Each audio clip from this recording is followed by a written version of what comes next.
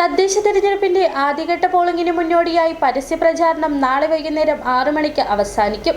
December 9-ന് വോട്ടെടുപ്പ് നടക്കുന്ന തിരുവനന്തപുരം, കൊല്ലം, പത്തനംതിട്ട, ആലപ്പുഴ, കോട്ടയം, ഇടുക്കി, എറണാകുളം ജില്ലകളിലാണ് പരസ്യപ്രചാരണം അവസാനിക്കുന്നത്.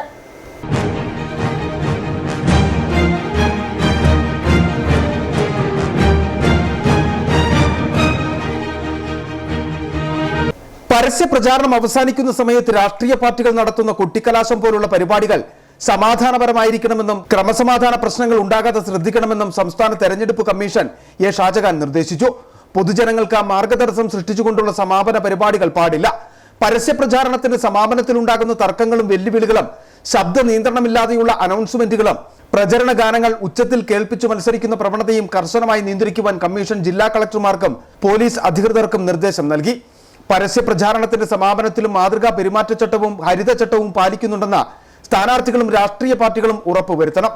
1951 ജനാധിപത്യ നിയമത്തിലെ സെക്ഷൻ 126(1) പ്രകാരം വോട്ടെടുപ്പ് അവസാനിക്കുന്നതിന് 48 മണിക്കൂർ മുമ്പ് പരസ്യ പ്രചാരണം അവസാനിപ്പിക്കണം.